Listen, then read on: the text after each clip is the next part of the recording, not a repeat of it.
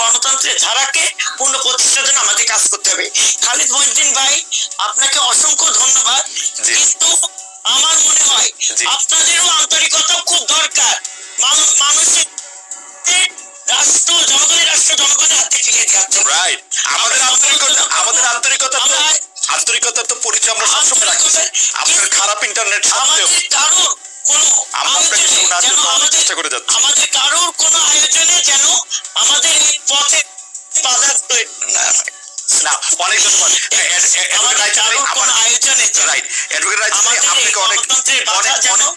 অনেক ধন্যবাদ।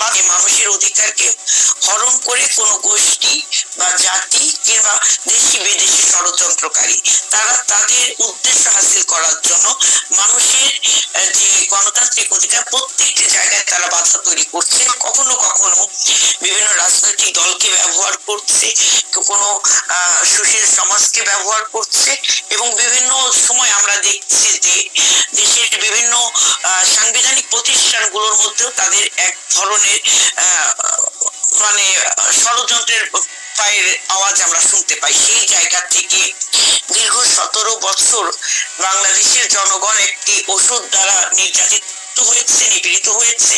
সেই ওষুধ নিধন হয়েছেন ছাত্র জনতার গণ অভ্যুত্থান। বাংলাদেশের 17 কোটি 18 কোটি জনগণ, সকল গণতান্ত্রিক রাজনৈতিক দলে সকলের ঐক্যবদ্ধ প্রচেষ্টার মাধ্যমে, একটি বিশাল গণ অভ্যুত্থানের মাধ্যমে সেই জায়গা থেকে এই 1 বছর যাবৎ আমরা বিএনপি বলে আসছি যে যত দ্রুত সম্ভব নির্বাচিত সরকারের হাতে ক্ষমতা, নির্বাচন সঠিক প্রক্রিয়ার মধ্যে একটি অবাধ, সুষ্ঠু, নিরপেক্ষ নির্বাচনের মাধ্যমে জনগণের ভোটের অধিকার এবং জনগণ যে রাষ্ট্রের মালিক, এই মালিকানা তার হাতে ফিরে দিয়ে একটি অবাধ, সুষ্ঠু, নিরপেক্ষ নির্বাচনের মাধ্যমে জনগণ তার সরকার, তার জনপ্রতিনিধি বেছে নেবে।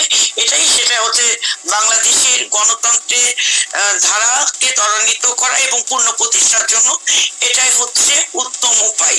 সেই জায়গাও আমরা দেখছি যে নির্বাচনকে বানচাল করার এক ধরনের ষড়যন্ত্র আছে। আমাদের অন্তর্বর্তীকালীন সরকারের প্রধান উপদেষ্টা খুব ভালোভাবে ক্লিয়ার করেছেন তার মেসেজ যে আগামী ফেব্রুয়ারিতে নির্বাচন। কিন্তু তারপরেও আমরা দেখছি কোন গোষ্ঠী কিংবা রাজনৈতিক দল,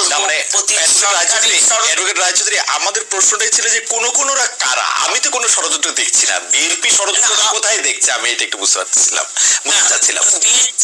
বিএনপি তো আসলে গণতন্ত্রের ধারার মধ্যে আছে, তো যার কারণে ষড়যন্ত্রের পায়ের ছাপগুলো বিএনপির চোখে বেশি পড়ে।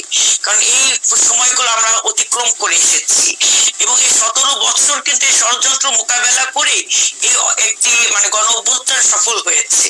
তো সেই ষড়যন্ত্রকারীরা কি দেশ থেকে পালিয়েছে? হয়তো